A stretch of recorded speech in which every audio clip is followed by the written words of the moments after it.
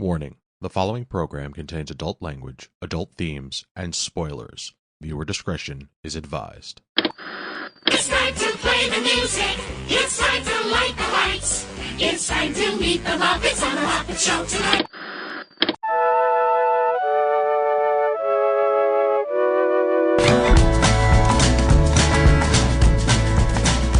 Good evening and welcome to this week's episode of This Week's Episode. I am Kris. I'm Evan. And this is episode 288 for the week of February 18th, 2026. We've been gone for quite a while. In fact, it's been almost 1 year to the day, but we are back, and so are the Muppets. Yes, there's an all-new episode of The Muppet Show in the wild, the premise of which being that if it's a success, they'll make more. So I figured, let's do the same thing with this podcast. How's this all going to work out? Let's find out. But first, how you doing, Evan? I'm good, sir. I mean, it's good to be back. I like talking to you. I've missed you. Yeah. Oh, I've missed you too. We get That's to a talk lie. like We talk to each other every day. SAG, but it's nice to actually hear your voice and just have a proper chat. And yeah, so the Muppet Show came back, and I was just it like light bulb came on in my head. I was like, we need to do a TWEP episode about this. Me and Evan, let's go. So I was like, Evan, can you record tonight? And then I said, no, but I can next week. And I said, okay, how about tomorrow night? And then you reiterated, no, but next week. So here we are. I did like the interaction this morning where you're like, hey, you're still free today. I went, fuck, I forgot, but yes, I am. Broke my heart. I'm all excited. I'm here doing prep work, and you just don't even care. I don't. Not even a little bit. I'm a horrible human being. So what's new? What you been up to for the last year? I mean, it's standard fare, you know, dealing with the world as it is, the dumpster fire that it is, working buns off, you know. So like, we got to a point in our previous episodes where we were just watching the same 6 shows over and over again, and that doesn't really foster good podcasting. So, I mean, I think we needed a break. I'm glad we took one, and now to come back with the Muppets, I think you are absolutely right. It is the right call. I mean, right, because if this works, then we should keep doing it. If this doesn't, then just like the Muppet Show, we'll try something else. And it was. I was trying to think, because we've had conversations about what we were like, other thoughts for an iteration of TWEP, what like we could do or whatnot.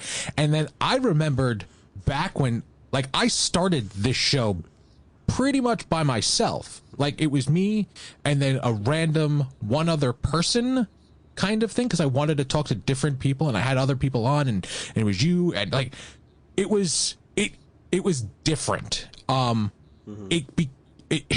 We all became so busy with life that we didn't expand. I mean, there was also so much fucking television to watch that, you know, you get that option paralysis, and like, I'm just gonna watch another episode of New Girl because, you know, fucking Nick, like, he's the best.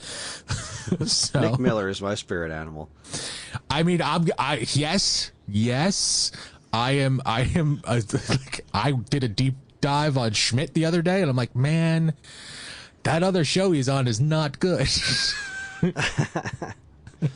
That's a shame. That bums me out, because he's great. He is. Yeah. I mean, there was a what's it called? The Neighborhood. I made Angela, because we are literally doing a rewatch, a slow paced rewatch of New Girl. It's like split between New Girl, Brooklyn Nine-Nine, and then a couple of we're caught up, like we're ending up watching things weekly, which is, I don't like that. I don't like it at all. I was kind of imagining you were going to say you're just doing like, well, we do an episode of New Girl, and then we follow with an episode of The Golden Girls, and then we watch The Gilmore Girls. Oh my God! All estrogen all the time. I'm pretty sure I've had the conversation with Angela that she's never seen The Golden Girls, and I have a standard reaction to when she says something ridiculous like that. No matter what it is, I go, "What? What?" I think you owe it to yourself to add The Golden Girls to your rotation. I'm not gonna lie. I tried to get it via nefarious means, and it was not as readily available as I expected it to be. Oh, that's kind of weird, but also weirdly not surprising, just because it's become such a cultural touchstone, you know? Yeah. Like, it's probably very monetized and like one of those, it's like pirating Nintendo games. Like, yeah, you can do it, but it just takes a few extra effort. hoops. I think I said something about B. Arthur, and just like, I don't know who that is, and I went, oh my god. Have you never seen the Star Wars special? Come on. Probably not. We don't want to wish that on anybody, Chris. Stop it. Man. It's so bad. It is. It is. Oh, man.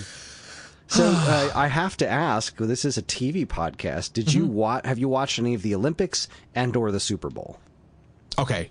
So no on both, because they are sports related, and I'm not really a sports ball kind of person, nor do I have enough national pride right now to wish anybody good well. I love the Olympics. I am always excited to see the Olympics, just because I like seeing athletes at the top of their game, like really just do their thing. And Ellie had a sleepover at a friend's house, so it was just me, Karen, and John, and we were like, so we should probably do something special. We watched curling all night. We just watched a big curling tournament. You took the definition of special in a definite different direction than I thought you were going. You went helmet wearing special as opposed to. But it was fascinating. Curling is so fun. We still don't understand all the rules exactly, but it's like it's nail biting when it gets close. And it's one of those things you look at from a distance. You're like, that's ridiculous. And then once you start watching it, it's like, I understand why this is an Olympic sport now. This is crazy. It's really cool. Most sports, if you really think about it, are ridiculous. Like golf. Guy, ill-fitting clothes. Like, you're just knocking a ball around. That's not a good. But then, gets to a height of a game or whatnot. So, yeah, right, and you actually start thinking, oh, okay, all right, I can piece this together. I can understand it. But we watched I still don't know exactly what happened, but I think this was Saturday morning. There was that one skier lady. So I can't remember her name. Why can't I remember her name? That's going to drive me nuts. But she had a completely severed muscle or something like that, where it made absolutely no sense for a human to go skiing, and she was like, fuck it, I'm an Olympian, I'm going for gold. So she against the medical advice and whatnot, she went up there and one leg flapping in the breeze. What's that? Yeah, one leg flapping in the breeze, hanging out of her leg. She went up there and she fell on the first hill. She wiped out hard and then didn't get up. And then they cut away to commercial, and we're like, oh, my God. And then when they came back, they were helicoptering her out of there. Oh, Jesus. It's like, oh, man, that's bad. Whatever happened, but it definitely wasn't good. I think she definitely broke something. Karen was telling me about it last night, but I don't know. That was wild. But we also got to see, watch a bunch of the figure skating. There's this new dude who they call the Quad God. He's an American dude who's he's the first person to do a legal backflip in the Olympics in a long time, because they banned the move. I saw that. Back. That's wild. I've only seen he's really good too, but that was really cool too. Outside of the the political bullshit that's going on right now, the only two things that I've seen surrounding the Olympics are that guy doing his black flip and people freaking out, and this other woman talking about getting a gold and then looking to her teammate and saying, if you get the gold, don't jump, don't get excited, because she then showed her gold medal, how the medal and the neck part have separated because she broke it. By not aggressively, she just jumped in excitement and the thing just broke apart. I'm like, oh no. Gold is a soft metal. It's sure. Probably shouldn't make all the pieces out of that. Oh boy. So I guess I'll mention the Super Bowl. Me and Karen watched the Super Bowl. The kids watched a bunch of it with us too. We're really just, look, I don't know football extraordinarily well. I just know I hate the Patriots. Because they're awful. And rightfully so. They got dog walked. They got utterly obliterated. Like, really? Oh yeah, So they so just what got. I have no idea the score. I know the Patriots did not win, but the only person I had a conversation with about it, he said it was a very defensive game, which leads to a boring game because it's not a high scoring game. But Yeah, the first chunk of the game was just like nobody was doing anything, and then it just got really embarrassing for the Patriots. The announcer at one point said it was the worst offensive performance in Super Bowl history. I don't know if you heard this particular fun stat, but the halftime show with Bad Bunny, he walked. There was a lot of him, like he had a football in his hands, and he was like walking through this sugarcane field through a lot of it. He covered more yards during the halftime show than the Pats did for the entire game. That's amazing. That is utterly amazing, because that means that phenomenal. the people that were dressed as the sugar cane also covered more ground, because that sugar cane was people in costume. I saw that part because it was scary when seeing that come out of the tunnel. Oh no. They used to be a good team, if I remember correctly. Yeah, but they were also the ones that got caught like deflating the football, and also they're like huge maggots. So yeah, no. But the owner of the with a Seattle name like Seahawks Patriots is a woman. So. Yeah, sports ball. So yeah, I mean, it was a fun game because you love watching the Patriots get the crap kicked out of them, and yeah, there were it was a lot of fun interceptions and like really embarrassing moments because their quarterback looked like he was 15 years old. It's like, wow, okay, but you know, sports ball For the Super Bowl, I just can't wait for. I'm just glad the Olympics are back on, but I miss hockey because you know I very much enjoy hockey. I'm a big Flyers fan, and I guess not a big Flyers fan, but I'm getting more into it these days because I really enjoy watching hockey. I love hockey. I just haven't really spent much time watching it. Is it because of Shoresy? Is it like did that start your Shoresy? Did that start your love of hockey? No, my mom is a huge Flyers fan. My family has just always been big Flyers fans, and I've always enjoyed watching hockey, but I've never really had the wherewithal to watch it. Like, just my schedule never really allowed for it.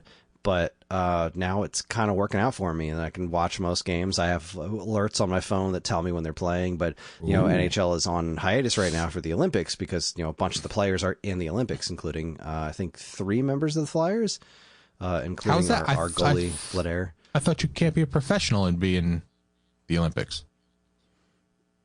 I thought that was the point of the Olympics, that they're not professionals. No, I mean, remember the NBA Dream Team back in the day? Like, the USA Dream Team? That was all NBA stars. So yeah, no, that's not a thing. Interesting. Well, maybe there's no. I mean, I guess is there a professional curling team somewhere in the world? I don't know. I mean, I guess very few of the winter sports in the Olympics are professionalized somewhere. I'm sorry. I saw some sort of commercial showing that flag football is being added to the Olympics next year. Sure. Flag football? That seems weird to me. I mean, I guess they're just not doing traditional American football. What about that other the tennis wiffle ball game? Oh, pickleball? Is that going in the Olympics? I heard that too, and I was like, I'm done. I will never watch that. Yeah, no, I'm not watching pickleball in the Olympics, but I don't know about flag football either, but I don't know. I'll give it a shot. I like the Winter Olympics. You know, I think figure skating is super cool. I love curling. I love like stuff like bobsled and speed skating, and I just think the Winter Olympics are awesome. It's so funny. Everything that you said, my brain showed me a picture from like pop culture. Like you said bobsledding, and it's Feel a Rhythm. That popped into my head. You said figure skating, and I pictured that movie with the guy who played Napoleon Dynamite and Blades of Glory. Blades of Glory, because I just watched that not too long ago. I can't believe I picked that out. Yeah, good for you. I'm very proud of you, Chris. Pulled that one right out of my ass. All right. For the Super Bowl, I was at work, and I decided to watch. I said it out loud. I said I'm going to put on one of the best football movies ever. And I said it out loud to a customer that was at the store, and he turned to me and he said, Necessary Roughness? And I went, no, that's next. Waterboy is first. Because that is the best football movie. I don't care what you tell me. Fuck Rudy. Well, thanks. I'm good. I like him and all, but no. He's cute, but not your type. I didn't really catch any commercials that blew me away either. Like nothing was really interesting in the commercials department except for like towards the end of the night there was this one commercial with a bunch of celebrities like Trevor Noah and Lady Gaga like talking about someone, and then that someone turned out to be Pokemon. And then they were all like hanging out with their favorite Pokemon because it's the anniversary of Pokemon. So I thought you meant they humanized one Pokemon and called him like Pokemon as opposed to multiple characters. Got you. No, it was like, Trevor Noah's talking about this dude who's like always there for him or whatever, and it's friggin' Psyduck, and then Lady Gaga sings with Jigglypuff, and I'm like, oh boy, all right, this is cute. All right, hats off to you. I thought this was going to be some dumb bullshit, and then it turned out to be some dumb bullshit that I kind of likes. I did see one commercial with I guess it was Thor and Alexa. That was kind of funny. I didn't know what I was watching because it came in like it was a commercial on a YouTube video, and I stopped paying attention. Then I focused again. I'm like, he's fucking wrestling a bear. What's going on? It was about how the AI was going to kill him, and I thought that was kind of funny. Yes. Yes, but then it became friends with it at the end. So, But anyway, let's get down to business here. Let's get down to what we're here for. We're here to talk about the new episode of The Muppet Show, which has been classified as a TV movie, but I refuse because it is just an episode of The Muppet Show, so you can fuck all the way off with that nonsense. Yes. The Muppet Show is a 2026 revitalization of the 1976 TV series of the same name. It premiered on Disney Plus and ABC on February 4th, 2026. It starred Bill Beretta, Dave Goelz, Eric Jacobson, Peter Linz, David Rudman, and Matt Vogel, with special guests Sabrina Carpenter, Maya Rudolph, and Seth Rogen. Evan, what is your history with The Muppet Show? I watched a lot of The Muppet Show, but it has been a very long time since I've watched it. I mean, as a kid growing up, it was The Muppet Show. Like, I remember all of the music and the interstitials, if you will, of, the old men in the balcony and all that stuff. But it's been a very long time. It's been a hot minute. Yeah, I've similar. I watched the Muppet Show with my family when we were kids. I was always fond of it, but it had been a very long time since I'd seen it until they dropped the DVD releases, which, God, those must have been like, 20 years ago by now. But they only did the first couple of seasons. And then once it showed up on Disney Plus, I watched, I think I picked up where they left off. I watched like a bunch of season 3 or whatever. Because this is kind of where the Muppets are from. This is where they evolved from. This was their real first thing that solidified the Muppets as characters. And it's still really funny going back to it. Honest to goodness, the episodes hold up really well, for the most part. I mean, they weren't trying to do anything. They let the Muppets be the Muppets. That's all it was, and that's what it was supposed to be. Jesus criminy, 5 seasons over almost 200 or 120 episodes. That's a lot of Muppets. Yeah, it's a lot of Muppets, and it's a lot of puppetry, a lot of really impressive puppetry. Like it was a very artsy thing. It was something that Jim Henson and the whole crew was really passionate about. You could tell with all the stuff that they did, and I always love that it's just a true variety show. It's got dance numbers and songs, and it's pretty wild. Some of the most famous people of the era were on the Muppet Show. I'm looking at Plex, and it gives me a list of cast and crew, and after you hit, all of the puppeteers and the voice actors, then you hit people like Bernadette Peters, Nancy Walker, Dom DeLuise, Rich Little, Don Knotts, Milton Berle. It's wild how many. Madeline Kahn.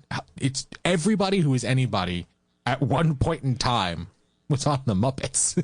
Yeah. And that was kind of the big wall when I started trying to show this to the kids. So when this stuff first came on Disney Plus, I was like, we got to watch this with the kids. And so we started watching a couple of episodes, and they thought the Muppets were funny, but they kept checking out because they have no idea who the celebrities were. Like, so a lot of the shows are built around this. Like, Peter Settlers? I don't know. There's just no clue who any of those people are. So that's what made this new one so special to me. Like, I am not going to be objective about this at all. I went in with zero expectations because Disney has had a spotty track record at best with the Muppets since they purchased them. Like, they just don't know what to do with the property, and it really depends on who they've got behind it, whether or not it's any good. Like that Muppet movie with Jason Segel, that was really good. And most of the other stuff has been like, eh. Like, wasn't he a producer on that also? I'm pretty sure Jason Segel. So, all right. The reason I say that is I think those that are attached to it, the producing staff, if they give a shit, it turns into something good. Like Jason Segel, if I'm not mistaken, was a producer on that movie. Like, he was the driving force because he was the driving force behind it. Seth Rogen was the driving force behind this one. And when it's not, when they are doing a thing to make a thing, that's when you get like Muppets Tonight, or what was the other one? Muppets Now, like the one where they made it look like The Office. I don't know. That was just called Muppets, I think. The thing that was like the Muppet, like the Office. And we talked about that on this show. Yeah. God, because that's how long we've been doing this. But I remember just really not liking that show very much. It just didn't feel right until I think it was the second season when they switched showrunners, and then it started getting better. And like they switched showrunners to I think the woman who was behind, I can't remember the name of the show, but it was this ridiculous musical show, and that was really funny. And then that kind of translated into the Muppets really well, and they started to kind of right the ship, but it wasn't enough to save it because the ratings were in the freaking toilet by then, and the show got canned. But this show, so I go into this. We watched it on Disney Plus the day that it premiered after dinner. I was like, hey, I really want to watch this new Muppet Show. Would you kids mind watching it with me? Now, over the holiday season, the kids and I watched, we all watched Muppet Christmas Carol and Muppet Family Christmas. And Muppet Family Christmas being one of my favorite things ever. But Christmas Carol is also like super high up there for me. My kids are finally at an age where they really got it.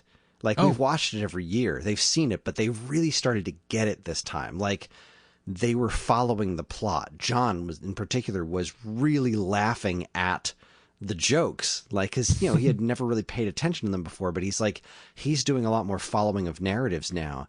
And he thought it was hysterical. He's laughing the whole time, and they know the songs because they've been seeing this movie for years, but they never really got it.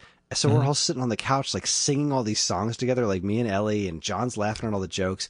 And it was this amazingly wonderful experience. So I think that's why they were so interested in watching it with me. Like, not like, yeah, we'll watch this with you. Like, it's not what I really want to do. And I was really not feeling great about it either, because again, Disney's track record with Muppets had like kind of tamped me down a little bit. So we start watching it, watch the intro, and the intro is just like, brings a tear to my eye. I'm smiling ear to ear.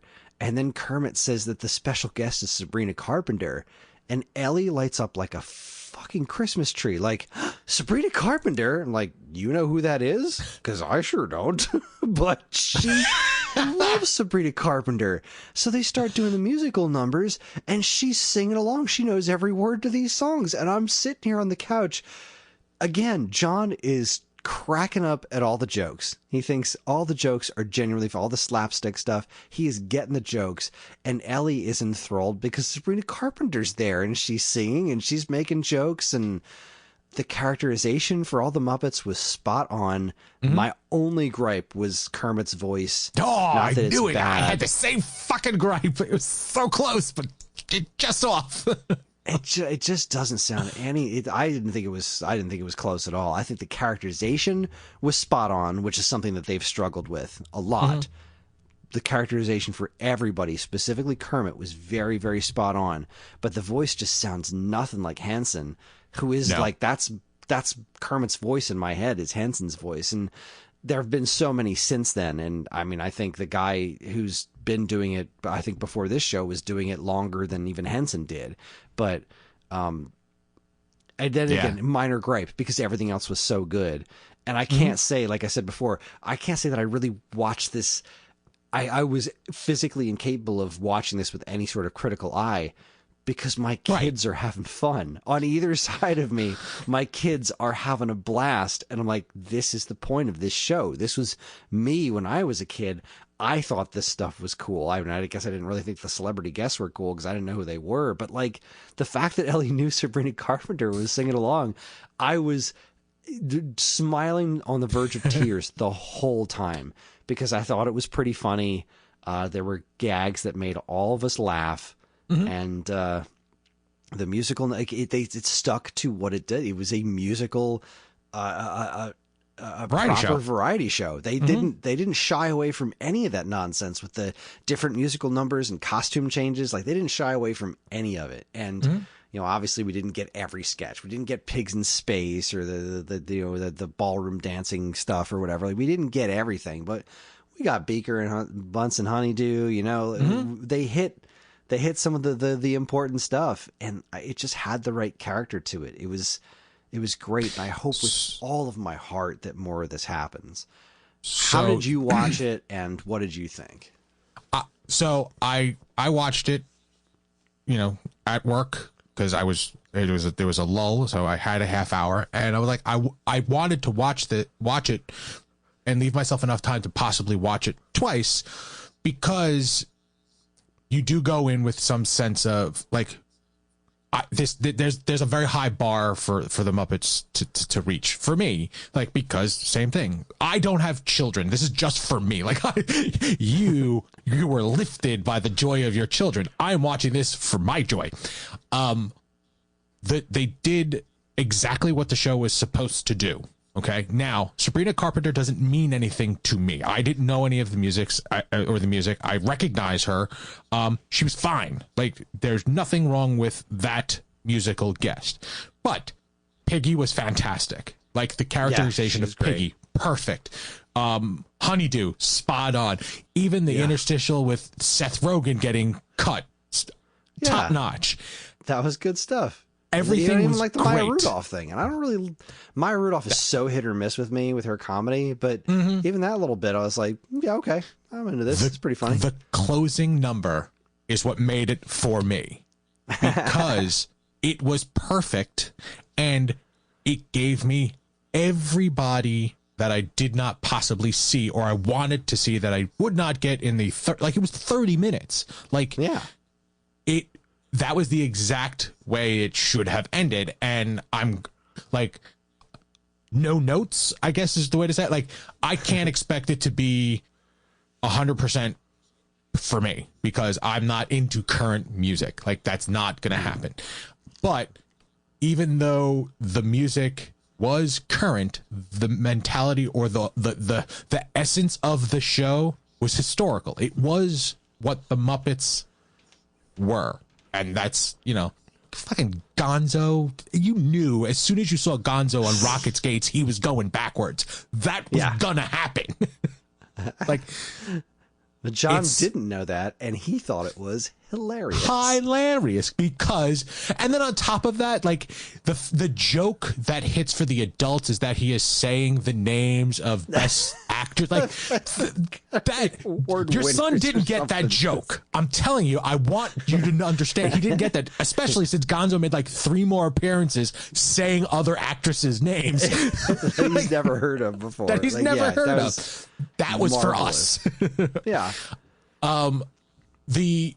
And I will agree, there's a certain twang, if you will, in Kermit's voice now that just doesn't hit right for me. Like, his personality was there, I guess. Like, yeah, like all of that was there, but there's just something about his like Fozzie was great. Oh my God, the piano playing dog. Wolf. He was great. Like their voices didn't. I mean, I'm assuming that they are different voice actors since the original, since that was so long ago. But none of them seemed many of them are off like to me. Dave Goelz has been doing it forever, but yeah, some of them are new, some of them are the olds. Yeah, I recognize like everything seemed fine, and that's like because the Muppets have had like the last thing I watched via the Muppets that I think I enjoyed was didn't they have a Mayhem show? Am I remembering that wrong? Yeah, that was okay. We never finished that, but like we started it. It was okay. It was fine because of the low expectations after that Muppets Office show. Like there was a computer character that I remember right, the computer repair guy that you hated, like with so much vitriol. It was wild. Oh man, I forgot all about that. Yeah, I took that show very personally. And as you should, because it's your Muppets. Like that's the thing you grew up with, and that's the thing that you hold dear in your heart. And when there was nothing wrong with the original that they had to change it, that they made it something that was not the Muppets. It's like what was that? There was a Thundercats show that they made a new cartoon. Yeah. They called it Roar. Thundercats Go. They made it a weird, Thundercats Roar or something, and it was like it was a super not the weird comedy show. Yeah. That's not the Thundercats. The Office is not Muppets. Like that's they're different things. And this was a return to what made the Muppets. And I can only hope that they get some sort of green light. And I would like a 45-minute show. You know, the true hour long that you get your commercials, because I'm sure it's going to be on some sort of commercial based thing. Half hour was it felt slightly rushed to me, outside of the fact that the theme of the show is that they don't have enough time. Like, you know what I mean? Like that was understandably in there. I felt they went a little fast with the back and forths, and you know, what's that? Waldorf? Is it Waldorf and Stanton? No. Stadler and Waldorf. Stadler and Waldorf. Like all of a sudden, like they were on screen. I'm like, oh, that it was like a hard cut, and I was like, could have let that breathe just a little bit. And the fact that the fucker had a heart attack at the end. Show. I'm sorry. But that was how they did it in the old show, and I'm honestly really good with the runtime. I need more half-hour comedies in my life. I don't. There are too many shows that, at least for me, are super long, and we're going to talk a little bit more about half-hour shows in the second half of this episode, because there's having a second half. Oh my God! Absolutely loved, and I'm honestly good with it being that short, because that's also about the attention span that my kids had for it. You know, like it's just something that you can do as a family for a quick half hour, and then they can fuck off and play with their tablets and stuff. But, yeah, no, and I get that. I there's not a lot of good 45 for me half-hour comedies. There's a lot, like I have a lot of options, and when I want something a little bit longer, it slim pickings, if you will. Like it. So I understand the want in both directions. Yeah. All right, well, this gets the hugest of all possible thumbs up for me. I couldn't have asked for more, honestly, as for a Muppets thing, aside from a season order, which I hope they get. This format, this just proves that this kind of format is timeless when done properly. Like, I don't think you're getting a new Sonny and Cher show, but the variety show works with the Muppets, and if you have this as the baseline, then making other Muppet projects makes more sense. You know, the things like, you know, Muppet Treasure Island or any other things that you do with Muppets, as long as the Muppet Show is there as the baseline, then that kind of stuff can work. But when you don't have the Muppet Show underneath all of that stuff, then it's just like, well, what are the Muppets? Who cares? Like, the Muppet, this is what they are. So this is kind of what gives them their personality to begin with. This is how you get kids and a new audience in on the ground floor, because this is how you learn who these characters are. Whereas, in movies like, Muppet Most Wanted or whatever, half the joke is like, well, these characters. Like, well, people don't know these characters as much anymore because the thing that makes the Muppets hasn't been around for so long. So you're kind of missing that. You're missing the foundation. But this was it, man. This really nailed it. And I know I've talked to a couple other of my adult friends who don't have kids, who were like, it was fine. It didn't hit the same way. And I can understand that, because this is a show for families. It's not a show just for grown-ups, and it's not a show just for kids. It's a family show, and they pulled it off brilliantly. There was stuff for the grown-ups, there was stuff for the kids. It was just funny all around, fun music, great dance numbers, some amazing puppetry. You just love to see it. It was everything I wanted. So what I do like especially about the Muppets coming back into the zeitgeist is the stereotypical question that shows up on social media. So what movie do you want to see remade with all Muppets except for one real actor? That was going around for a long time, and I still to this day want to see a version of the Princess Bride. I know exactly what it is. The Princess Bride. Yep, that's Carl. That's the only live. And I physically said Gonzo needs to play Inconceivable. Like, he has to play that guy. I see Bunsen Honeydew as that, just because of the round head. I want to say, going visually. I want to say Gonzo is Inigo Montoya. Oh no! See, no. All right, another podcast for another podcast. Yeah, that's fan casting Muppets Princess Bride. That'd be a good time. So this one gets a thumbs up from you? Yeah, absolutely, 100%. Yep. It was exactly what it was supposed to be, and that's, I mean, like, when it comes to the Muppets, that's all you can ask for. You do not have to reinvent that wheel. I hard agree. You don't have to reinvent the wheel. They work as the character types that they are in the variety show format, and then you can plug them into all sorts of other stuff. So the underlining joke that Miss Piggy was going to sue Sabrina Carpenter, that was funny. Like, stealing your look. Yeah, that's funny stuff right there. Good job. Yeah, solid comedy. All right. Well, I think with that, that's going to wrap up the first half of our show. We're going to take ourselves a quick break. When we come back, we're going to talk about what we've been watching, what we've been up to. You're listening to this week's episode from Geekade.com. Stick around.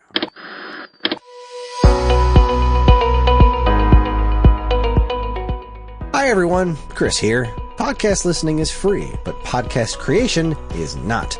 That's why the Geekade Patreon exists. In an effort to help us pay the bills, we've got a Patreon page set up where you can gain access to our monthly podcast topic schedule, get early access to many of our shows, and more. If you'd like to help support Geekade and keep these shows running week after week, head over to the Geekade Patreon page, linked in the show notes of this very podcast. Hey, I'm Ryan. And I'm Andy. Neither of us are David Crane, but we are the hosts of David Crane's Amazing Movie Time. That's our monthly Geekade Patreon exclusive podcast that covers movies that are cult classics, weird, or just sometimes laughably bad. We ourselves have at least two of those qualities, so I guess it makes sense to hear what we think of those movies in retrospect. You can hear all that and more by becoming a Geekade Patreon supporter. And, as always, be kind, rewind. Okay, everybody, we are back. We had a break. I have no idea what went in that break. It's going to be stereotypical commercials. Yeah, it's going to be something, the old commercials for things that Geekade doesn't even do anymore. It'll be great. Listen to Sparkcast. Watch Ring the Bell. It's going to be great. Oh my God, Ring the Bell. God, I missed that show. I didn't even like wrestling, and I loved that show. Same here. It couldn't be less interested in professional wrestling, but boy, that show was a guaranteed chuckle out of me at least once every episode. That was good stuff. All right, so we're gonna talk about what we've been up to and how's life and all that jazz. And You want to go first? You want me to go first? How do you want Sure, to do this? I'll go first. A lot of work, split my life, with at least 2 jobs. It's also the beginning of the year, so we're getting back into con season with Anja's art, trying to figure out what we're doing with that, because we're changing the formula of how we do. Like, so we did a lot of local shows because they're local, and we did like the big shows fewer and far between because of the investment and time and all that shit, but we make far more money at those shows. So we have to switch that up a little bit. But yeah, it's life as normal. The daily grind of, waking up and social media slapping you in the face and reality going, hey, I live in North Carolina, so when I wake up and there's fucking 10 inches of snow on the ground, like, no, that I moved 12 hours, so I did not have to deal with that. No. Sucker. At one point in time, I was talking to, I want to say it was my buddy Eric, and I'm like, hey, your fucking weather's down here all drunk and shit. You gotta come down here and get it. Like, this is not right. And it's 2 years in a row. Like, people say that, what's that, global warming or climate change is a hoax. Fuck you. Fuck you right up the ass. So yeah, it's normal adulting shit.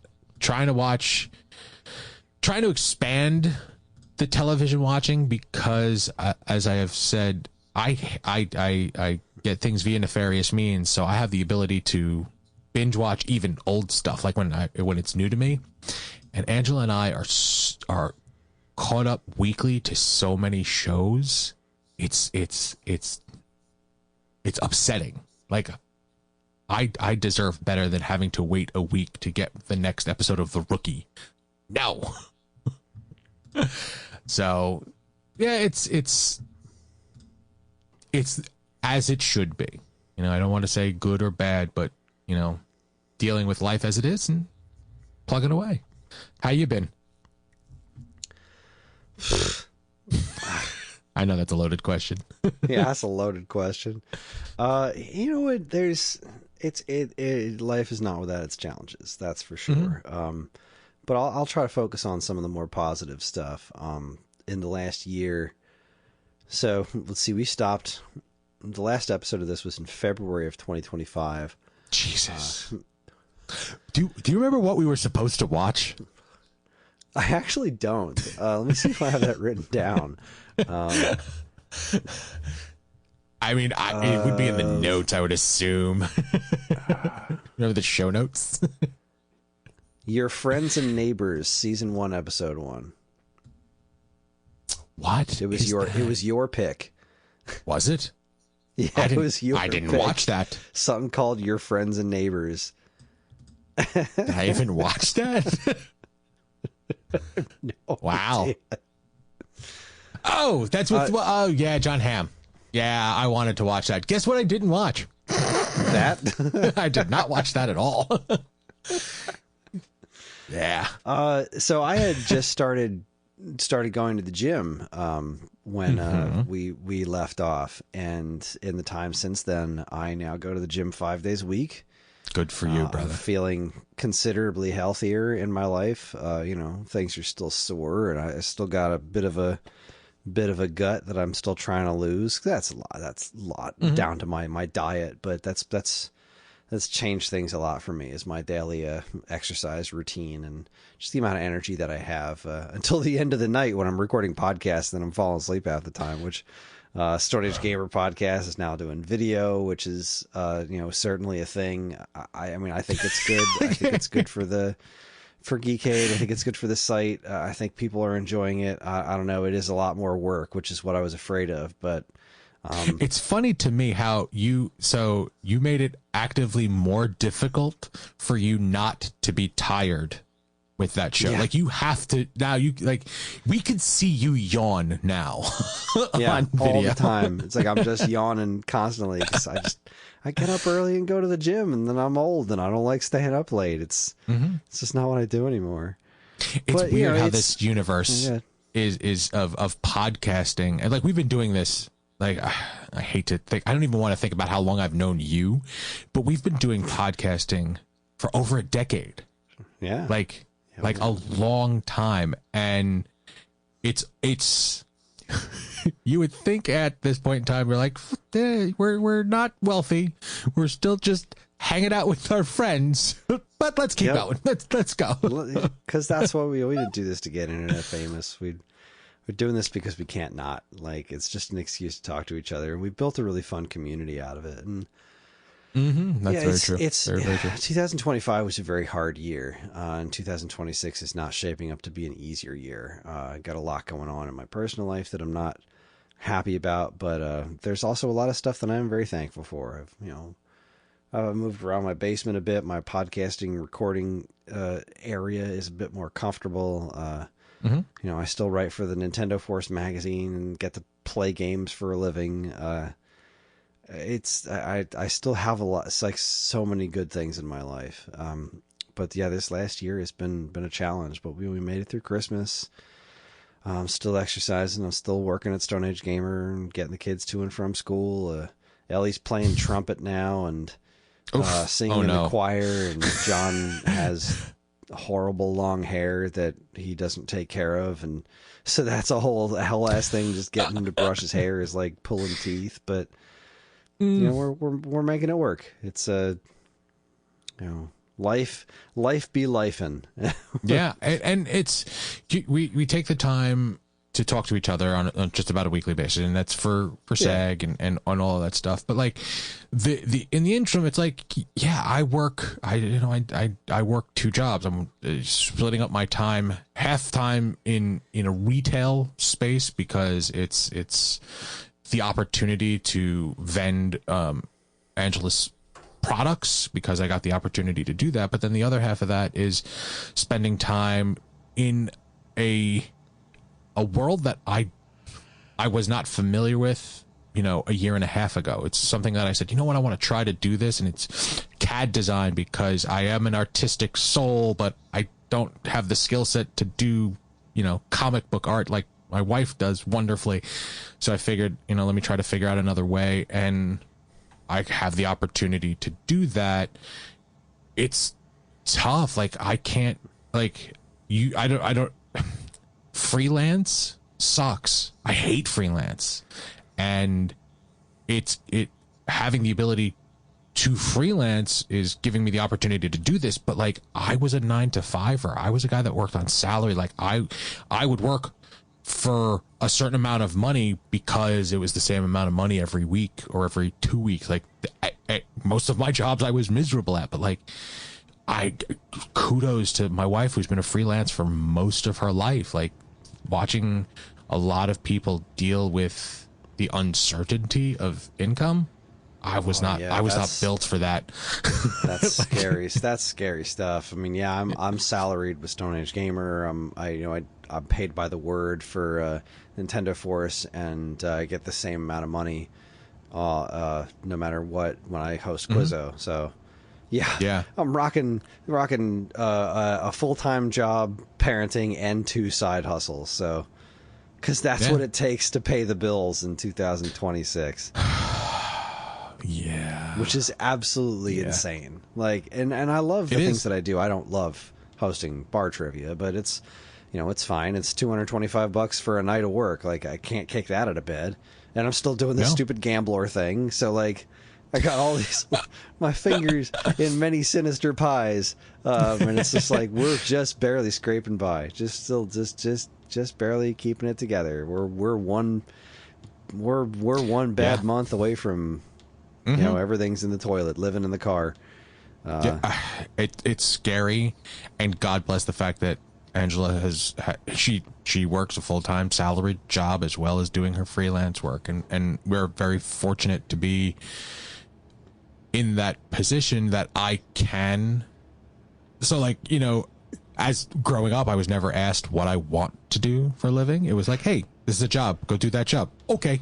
And that's how I ended up in fucking managing Hollywood videos and GameStops or Game Crazies and like working multi-million projects for construction company. Like every job that I fell upon a job. Like, ooh, this looks, maybe I can do this. Yeah, that's fine. And Angela asked me what I want to do, and I said, I have no idea. I don't know. I've never thought about it. And this CAD design and doing stuff like that, I mean, I enjoy it. I just wish it was salaried. Yeah, that's the real rub, you know? Like, I love my jobs. I really do. I love working for Stone Age Gamer. I find it very fulfilling, and I mean, obviously writing for Nintendo Force is my dream job. It's all I ever wanted to do. That's what I wanted my career to be, was writing for a gaming magazine. But, you know, technology and capitalism have pushed me out of everything I've ever trained to do. You know, like Right. Yeah. I was built to be a retail manager. That's not a viable career anymore, especially in the video game space. You know, I wanted to be a video game journalist. Again, nobody wants to pay people to do that kind of work anymore. Like, it's just not an option. So everything that I've trained my entire life for is just the rug got pulled out from underneath me, and I'm lucky to be where I am right now. But I can't do this for the rest of my life. The industry's just not going to be there. This job isn't going to be there for the rest of my life. So it's a little existential dread for you. Yeah, and it's figuring out life. That's you know, it's what we've been doing for a year. Like, yeah, just figuring out how to make this work. And watching some kick-ass TV. I've got a bunch of fun stuff to talk about, but it's your turn. Go jump in. What have you been up to? What have you been watching? Watching? Okay. I'm going to assume I've spoken about all of these before, but The Rookie, fan-fucking-tastic. The Rookie is still on. He's not a rookie. He hasn't been a rookie in a long time. Well, like this season, he's talking about moving, and maybe he'd be a rookie again. Like, I don't know. We'll see. But like, it's Nathan Fillion being Nathan Fillion. The whole cast is great. They cycled out a couple of characters that I was not super happy with. So like, I was okay to see them go. We've watched a bunch of like Abbott Elementary and New Girl and Brooklyn Nine-Nine. Like, those are the standards. Fallout, I haven't watched. We started the second season, but not a lot of it because we were caught up, and like, this needs to sit until it's done. I'm trying to think. The newest thing that High Potential. Have I spoken about this show? I don't think I have. It's second season. So High Potential is a show based off of a French book series, if I'm not mistaken. It's about a woman who has very high intelligence, but she's sort of like a normal person. Like, she has exceptional intelligence, but she's a janitor, or like, she does mediocre jobs. Her kids, she's a divorced woman. She has 2 children. One of her little girl is normal. Her son has the same style of intelligence that she does. But the crux of the story is that she was working as a cleaner at a police station, and she solved the case by just looking at it because her brain processes information that well.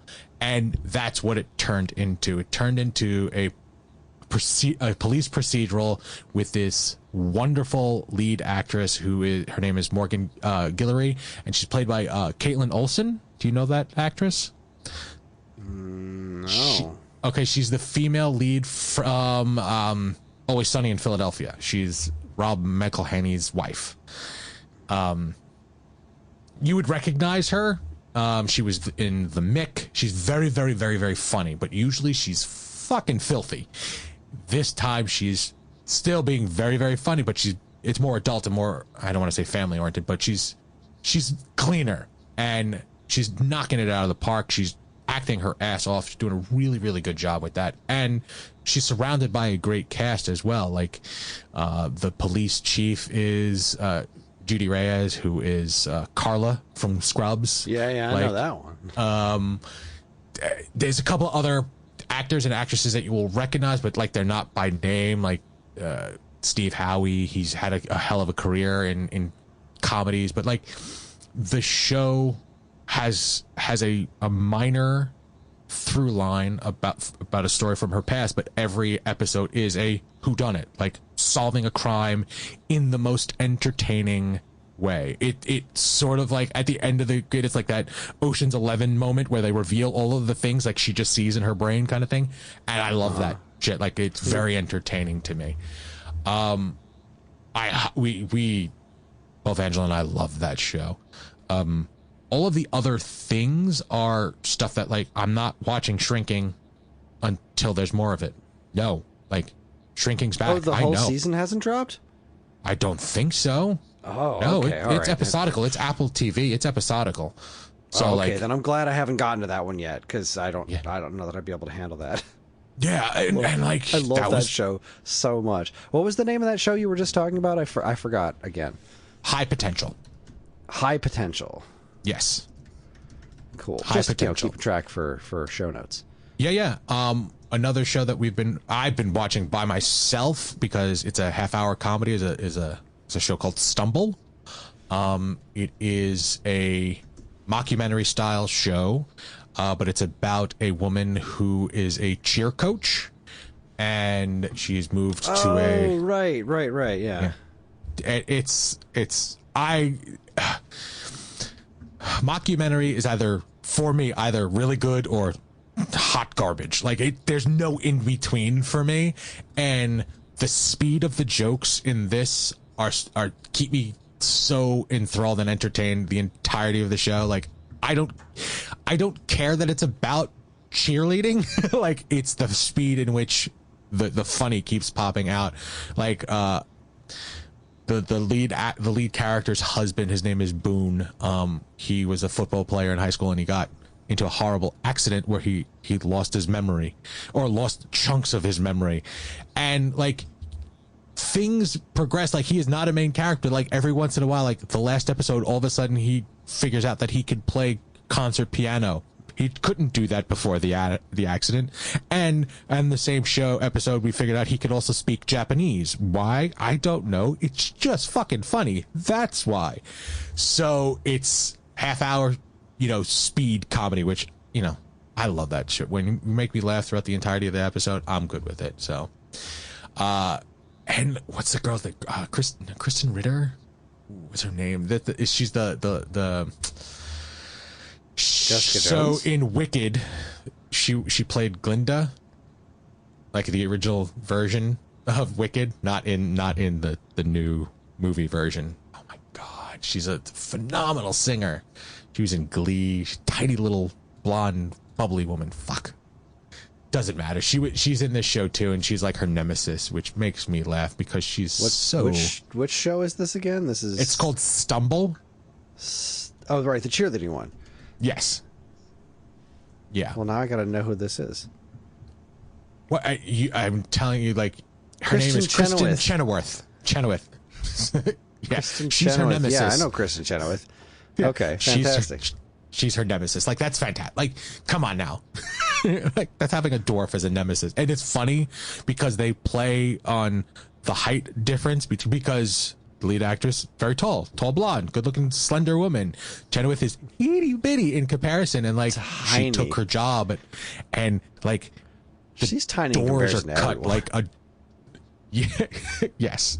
Like, there's a lot of sight gags in this as well, so it's very, very entertaining. And it's, like I said, I like half-hour comedy. It's fast, and I don't have to sit and spend an hour and a half figuring out storylines. Just make me laugh and move on. That's why anytime I have time, I go back to, like, New Girl. Like, that shit makes me, like, there are tears streaming down when I watch fast-paced stuff. So outside of that, I think that's pretty much the bulk of the stuff because I'm still waiting for shit to finish. We watch a lot of home improvement shows as normal. Fiction to Fabulous, which we hate watch. Hometown, which we love to watch.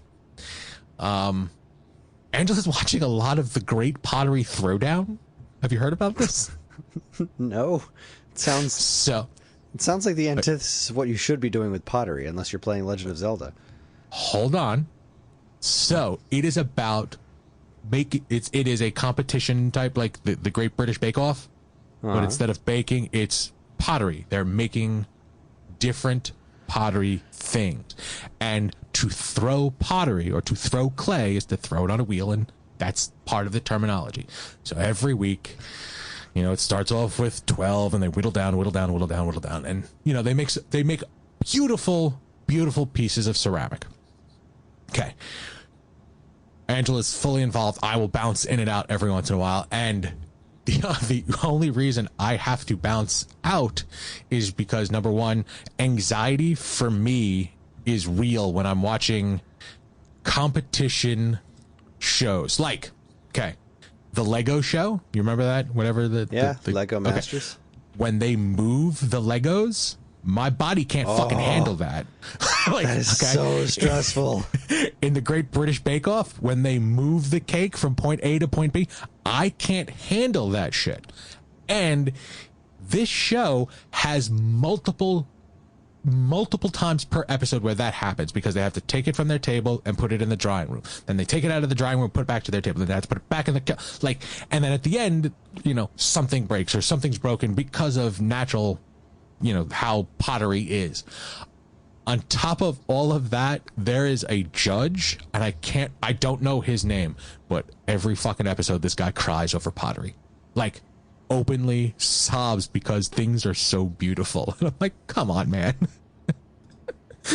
Nut up, it's just a bowl. Stop it. It's a beautiful bowl.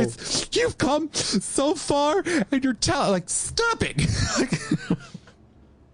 But yeah, that's the kind of stuff that we'll sit down. Like, Angela will watch alone still. I can't get it. Like, it's the competition stuff is too much for me to get fully invested in, but it seems to always be on in the background somewhere. There's a lot of people are watching Traders. Like, I keep getting asked for that for on the Plex server, and I can't. Oh, that's the one with Alan Cummings always wearing some weird ass outfit, right? Yes, Alan Cummings being Alan Cummings. Yes. Yes, that's Alan Cummings. He is a weirdo, and I love him for that. But it's like I guess I feel like it's the TV version of bullshit. Like, it's people lying to each other so that you have to figure out who the bad guy is, kind of thing. And Alan Cummings is a lot, and I could only imagine how forcefully dramatic they make that show. And I'm like, all right, I'm good. I don't need to see that. Thank you, though. You enjoy it. Have a good time with that. So yeah, that's about it. We'll eventually start delving into the heavier stuff. Like, still haven't watched Fallout. We started. I'm like, no, I can't do this. Can't do this yet. I did Shoresy. There's another fucking one that we haven't watched a lot of or any of for the next season. Did do a rewatch of Letterkenny though. Did you know? I put it on Plex. Letterkenny had cartoon shorts called Little Kenny. I remember. I haven't watched them, but I was aware of those. It's adorable. I mean, adorable. So, yeah, that's what I've been watching. So how much Law and Order have you been watching? A decent amount. Not, I mean, I guess in the last year, you could say a pretty decent amount. But my background watching's actually been turned to The West Wing. I've been watching the high fantasy that is West Wing, a show about the U.S. government trying to do right by its people. Like you're watching the actual opposite of reality. Yeah, exactly. That's crazy. It's complete and utter fantasy. I've watched this show a couple of times before. This is just it's good background watching for me because I have seen it all. I've watched the whole series at least twice, and I love Aaron Sorkin stuff. Yep.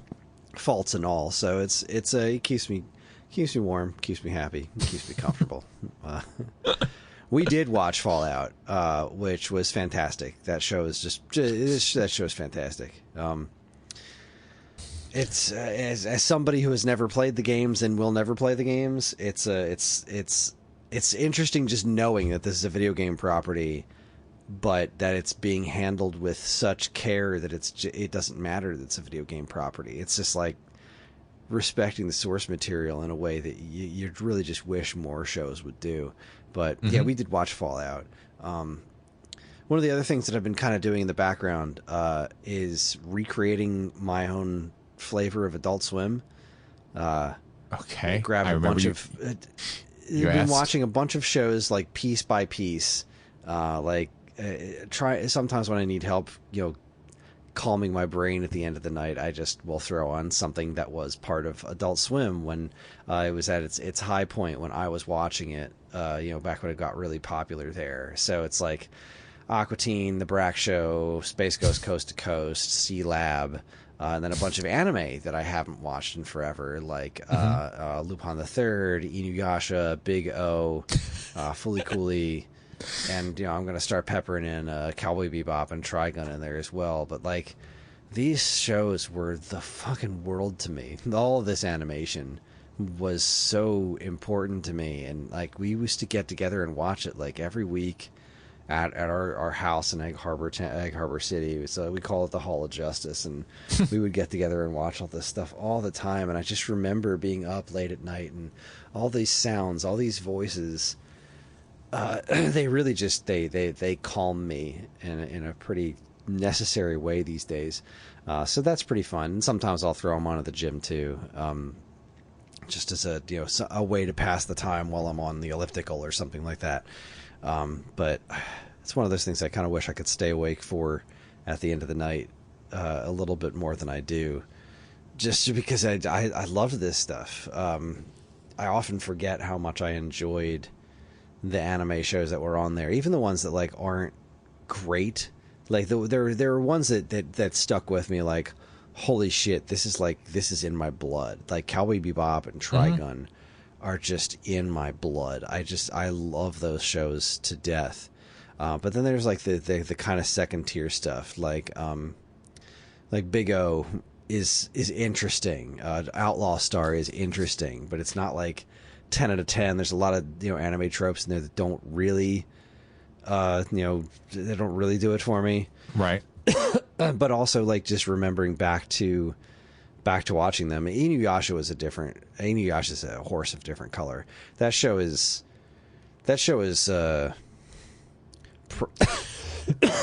excuse me. I want to say anime problematic. There's it stars a 15-year-old girl. She's pretty sexualized, and it's like, I don't know, but like, there's this. I have this nostalgia for the show, and it's like this girl who gets sucked down a well and goes into feudal Japan with all these really cool demon designs, and the voice acting is very nostalgic for me, and it's got crazy lore to it. I love the show. It's from the same creators as Ron Mahaf. Which was another really horny show, so it's like, I mean, ridiculous. It's anime, of course it is. Yeah. So yeah, I very much enjoy that. Going back to it has been really, really fun for me, and God, Lupin the Third is such it's so misogynistic. It's so problematic, and. Guys, speaking of anime, that's something that we really missed. There was a new Dragon Ball show. There was a whole new Dragon Ball show that we didn't get the chance to talk on. I wanted to do a Dragon Ball Daima 60-second summary every week. Hold on. We talk about Dragon Ball, Kris? Let's be real. Well, by we, I mean I would, summarize a half hour of Dragon Ball into 60 seconds or less, and y'all would sit there and laugh. I missed out on that when I was watching Dragon Ball Daima, which I thoroughly enjoyed. I know there's sects of the Dragon Ball fandom that absolutely hate Daima. They hate everything because it's it's one of those fandoms where like no, everything new is awful and everything old is the best it's ever been, and like. But okay, Dragon Ball Daima actually reminds me more of original Dragon Ball than Dragon Ball Z, where it's not just about how powered up and how screamy you are. Like it brought the kind of weirdo comedy back into things, which is what the original Dragon Ball was. It was an adventure comedy show, not a straight up action show, and I liked that about Daima. I thought it was fun. I don't really care if the power scaling makes sense. I don't care if the continuity isn't 100% spot on. It's fucking Dragon Ball, and it did the job. It was fun. The characters were great. It was beautifully animated. Love to see that. But cool. So yeah, this Adult Swim thing has been a real ride. I'm finding that I don't like the Brack Show very much. Like it's okay, but it's not really doing it for me. Whereas Space Ghost was better. fucking holds up brilliantly. Yes. Space Ghost holds up about as well as it ever did. Like Space Ghost is so friggin' weird.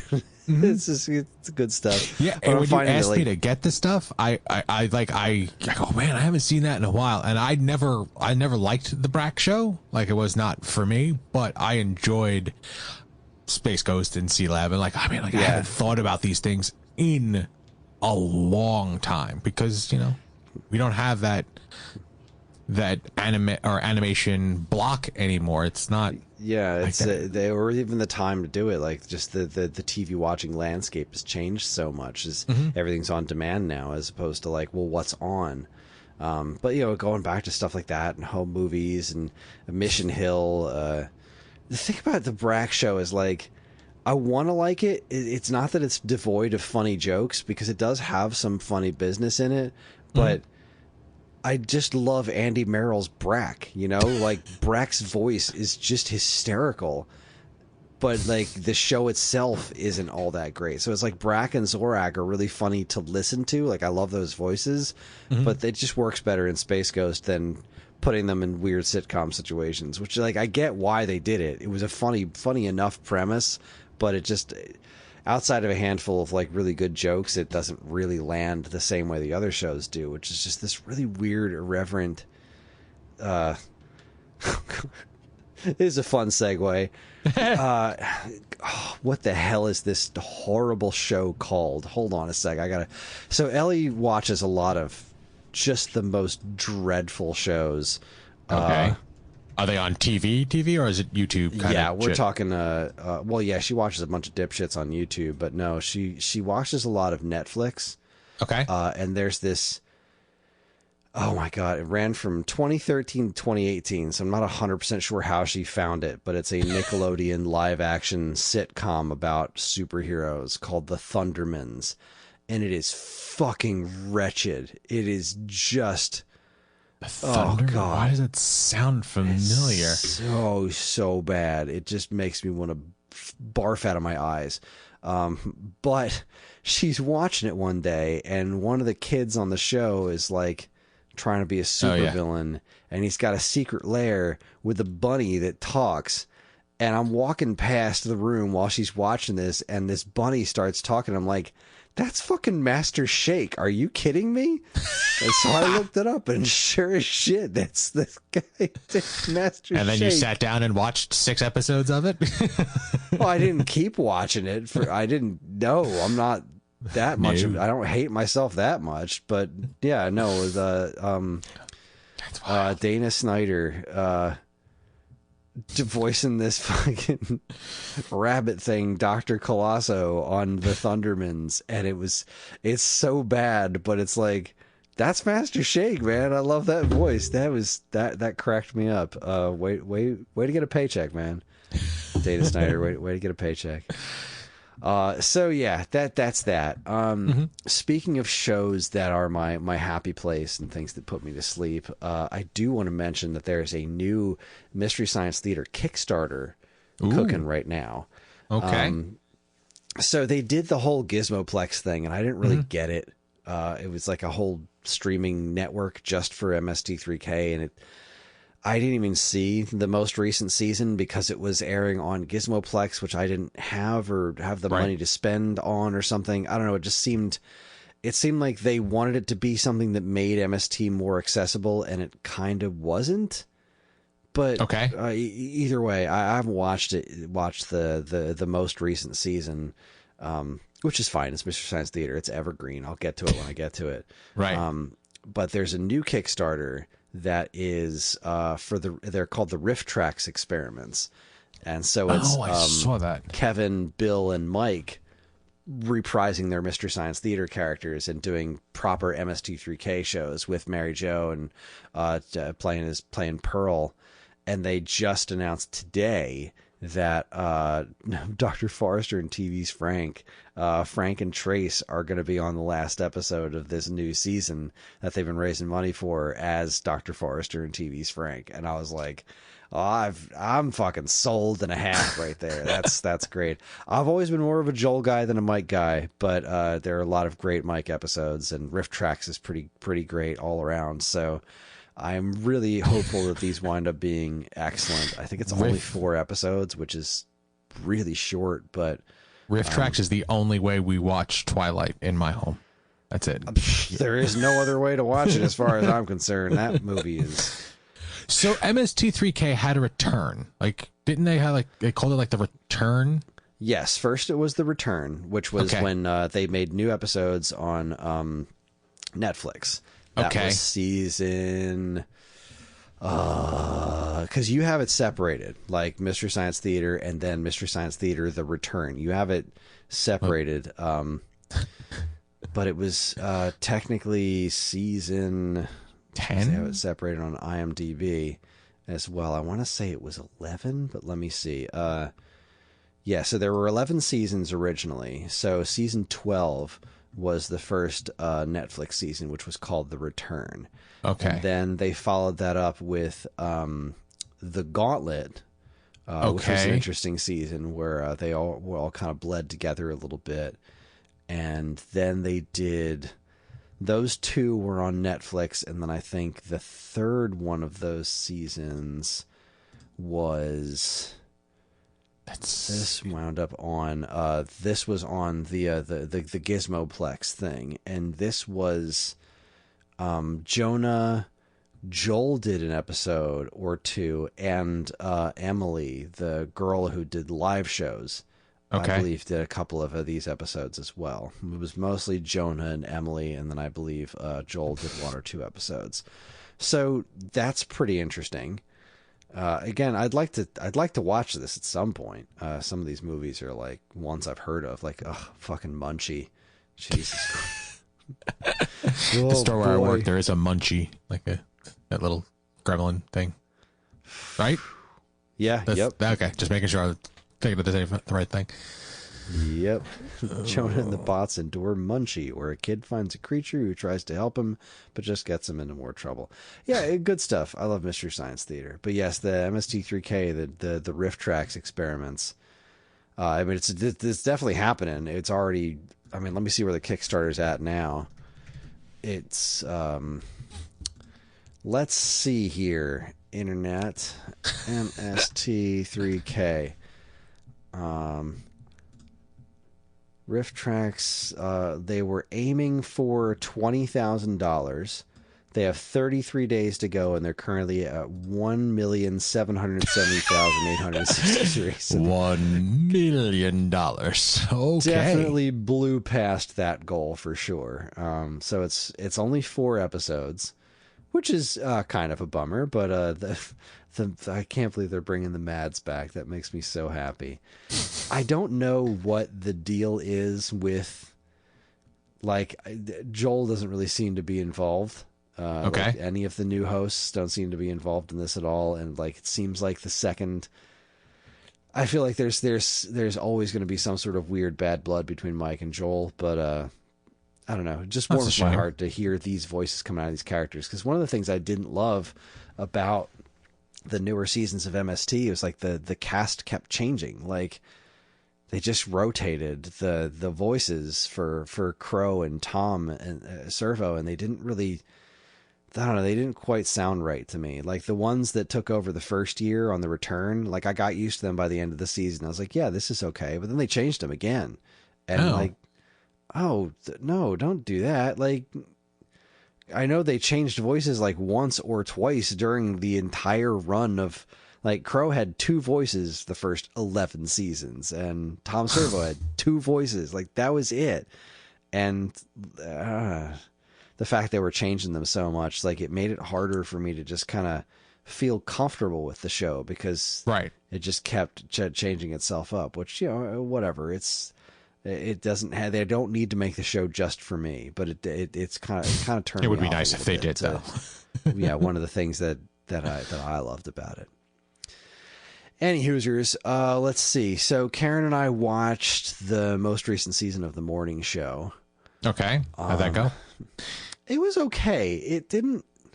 So The Morning Show had been interesting to me for the first couple seasons because they were about something specific, you know? Like there was, we're doing the whole, like, what was that guy on the NBC morning show or whatever that wound up being a sexual predator? Yeah.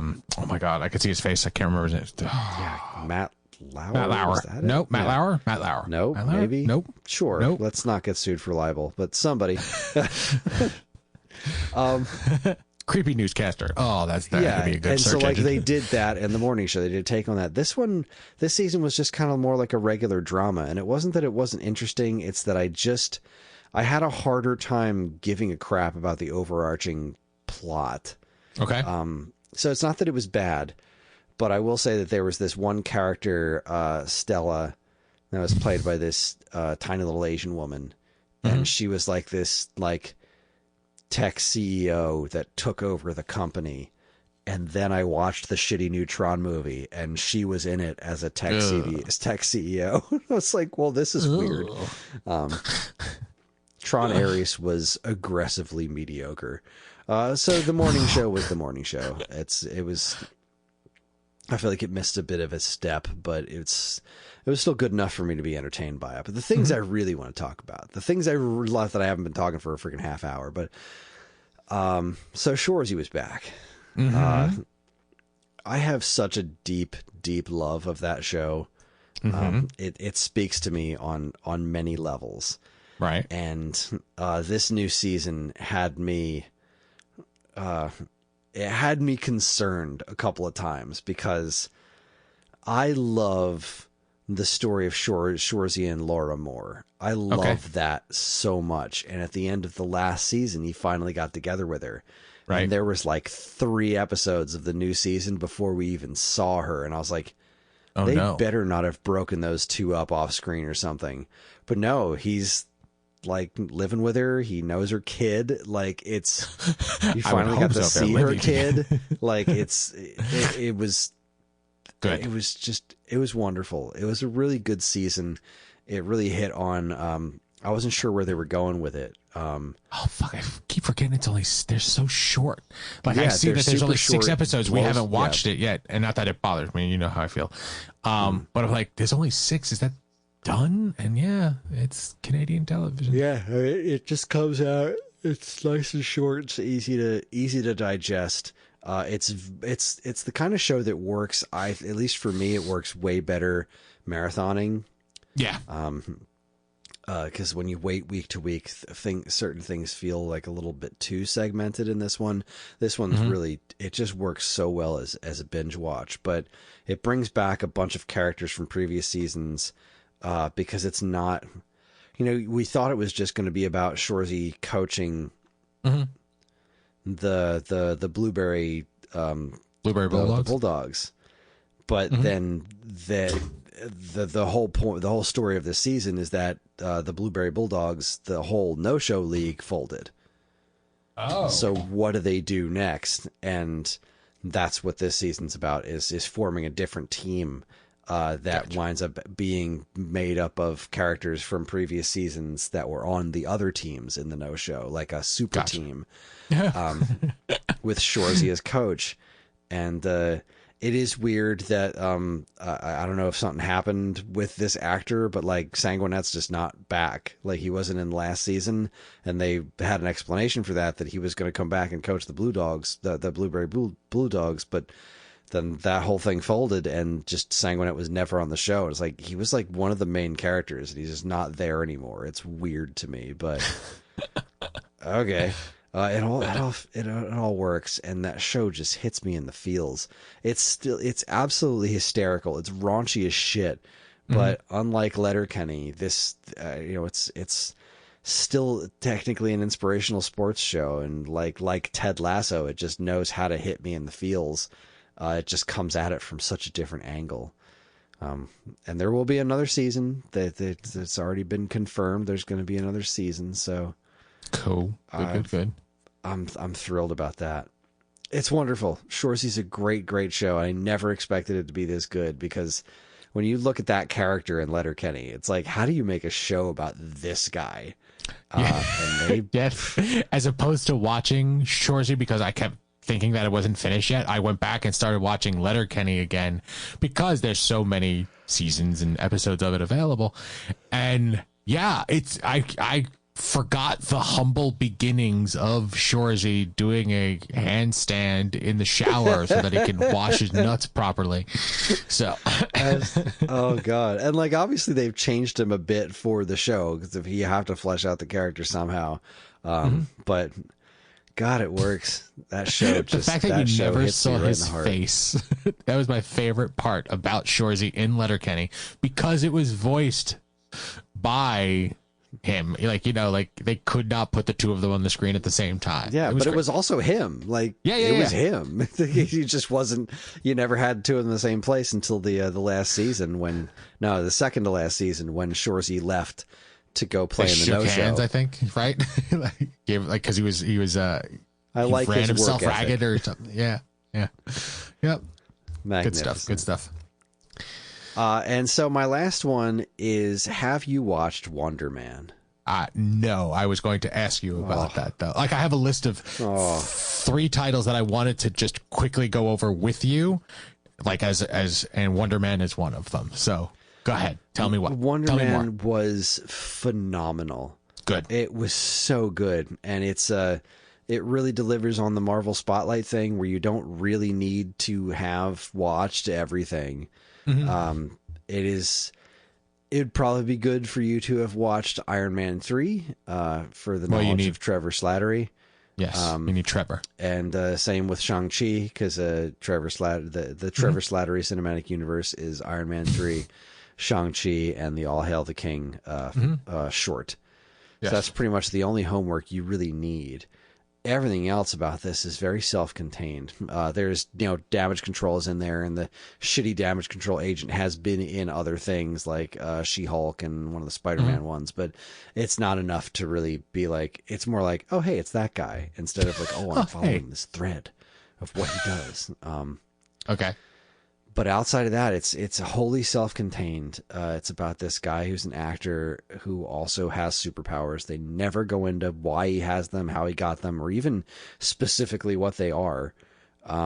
Just that he has powers, but he wants to be an actor, and actors can't. They don't give superpowered people acting jobs because of this dude Doorman, who. Okay. I'm not going to spoil it. The joke's it's too good. It's too good. Not even for you. I won't spoil it. It's just like, well, I mean, you knew something bad was going to happen with his powers, but never in my imagination did I figure this is what it was going to be. Just, I didn't see that one coming. Okay. That's great. The two main actors, who play, Simon Wonder Man, so in this Wonder Man is a movie, right? So way before superheroes were a regular thing in the world in this Marvel universe, superheroes were in comic books and movies. And this was an old movie called Wonder Man, about a superhero dude named Wonder Man. And it was like Simon and his dad would go see this in the theaters, and they loved this character. They loved this movie.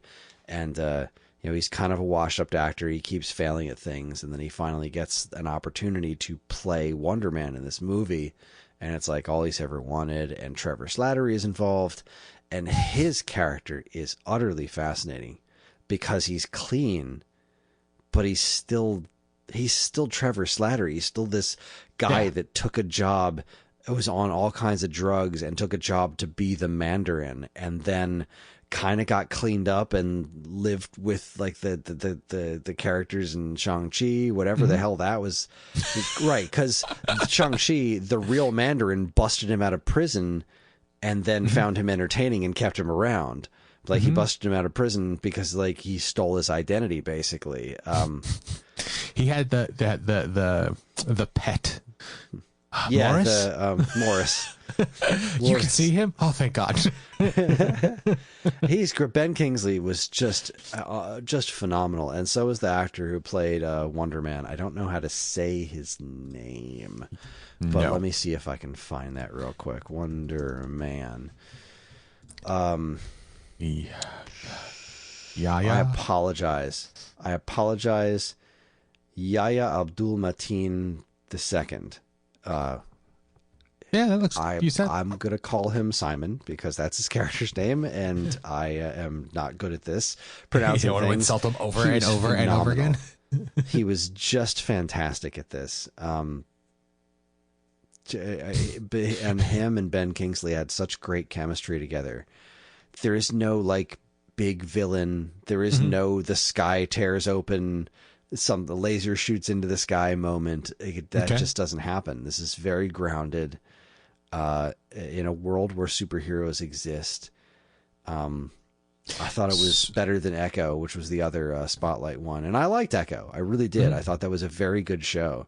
This was something else, man. This was really special. So I have a question. Did they show the original? So Wonder Man is a Marvel character. Are you familiar with Wonder Man? Yeah. From the comics? Not super familiar, but I know the character. But you know what, like, you know the aesthetic. You know the he is more in line with oh fucking hell, the guy from Mortal Kombat that is the actor.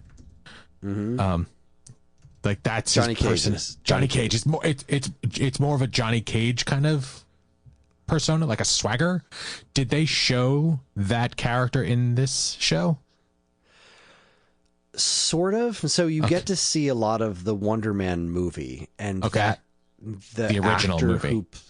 The actor who plays him, the original Wonder Man, the actor who plays him in the movie is described as that kind of a persona. Okay. So like so he's not really in it. Okay, but he is. I always believed that character should have been played by Nathan Fillion.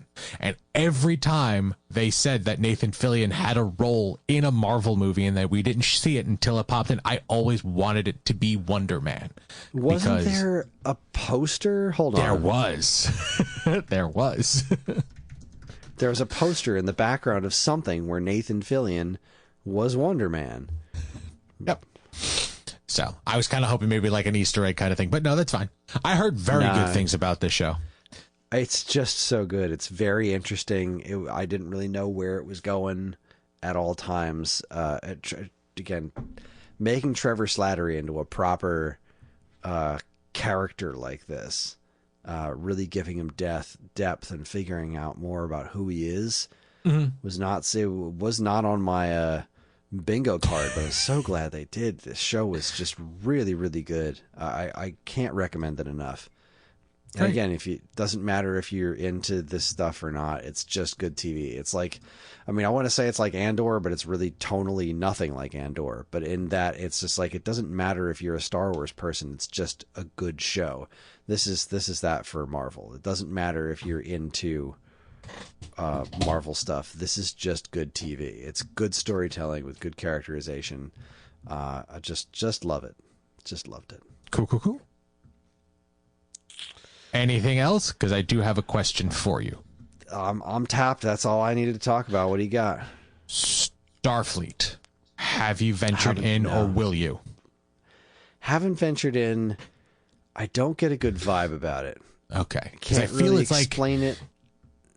I haven't watched it at all. Anything that I've seen, it's like CW Star Trek. or it's WB not- Star Trek. So I was look at curious it. I haven't seen anything about it that says this is definitely like, Strange New Worlds caught me right away. Right. This, I don't know. It's just not. Okay. I was just curious because if it's Star Wars or Star Trek, I immediately think that you're going to be watching it. The teen, it literally looks like a teen melodrama kind of like poster for the show, and I'm like, oof. I'm still waiting.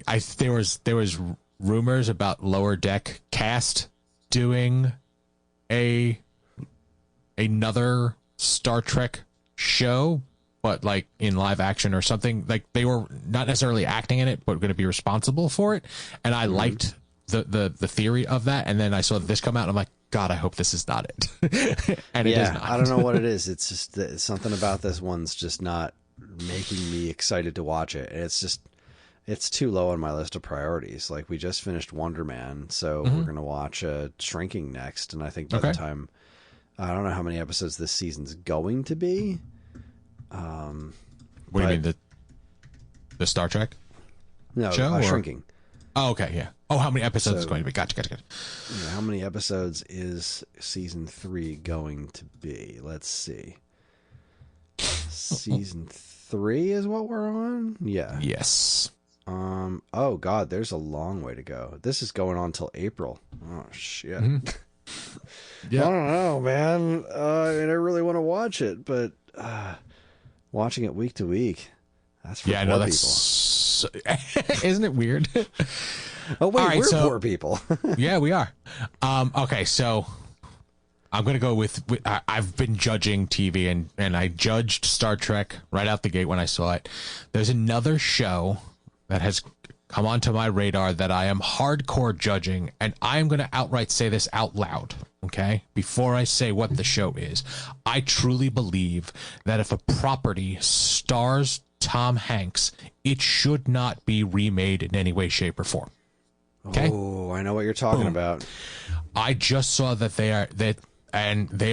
made a Yeah, television not our making. version. They did. They made at season 1 of The Burbs, and not for nothing, I fucking love that show or that movie. Like, I think it is one of his best performances, and that's Tom Hanks. I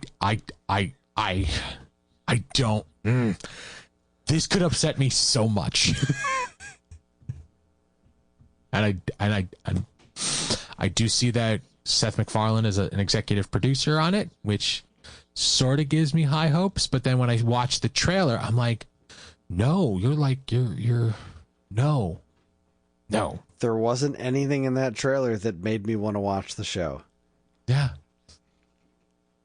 And like I'm not even talking about like gender swapping or the aesthetic of people, like this now is a guy and this is a girl. Like, I'm talking like the whole cast, they swapped around. Like, that doesn't bother me.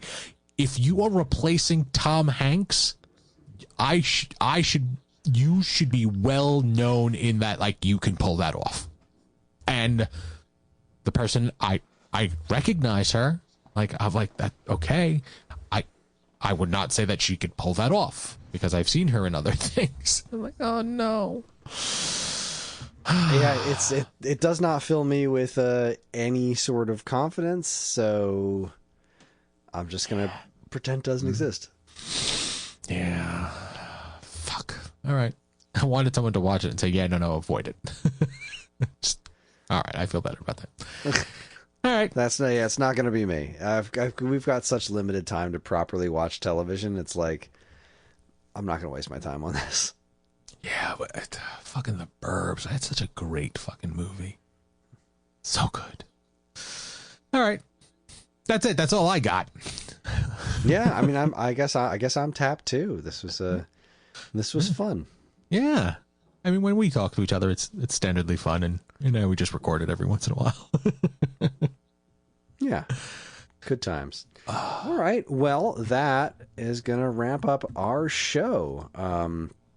This week's episode is not filmed before a live studio audience, but it is fueled by feedback from listeners like you, and you can get in touch with us in a multitude of ways. We have an official Geekade Discord where there's an entire This Week's Episode channel dedicated to all things TV talk, and of course, regular Geekade social media accounts linked to in the show notes, which we never use, so don't even bother. Yeah. I did not rewrite this at all. This is something that I was going to rewrite, and then I didn't. So, we're not going to do any of this. If you need to know more about any of the shows we discussed tonight or we'll be watching in the future, don't look at the show notes, because I'm not going to go that crazy with the show notes. Just jump on into the Discord and talk to us there. Yeah. I'll be sure to rewrite this section by the time we do another one of these. I mean, it's safe. I guess it's safe to say what we're doing. Yeah. What the plan is. We can still theoretically be reached at malletgeekade.com. Just include the words "this week's episode" in the subject line so we know you're trying to reach. This show is available anywhere fine podcasts are sold, including Apple Podcasts, Spotify, YouTube, and more. And wherever you decide to listen, please like, comment, subscribe, leave reviews, share it around, because any and all feedback is welcome and appreciated. Again, as always, keep your eyes on geekade.com for more fresh, original content. And that is it for this week's episode of This Week's Episode. I am Kris. I'm Evan. Good night.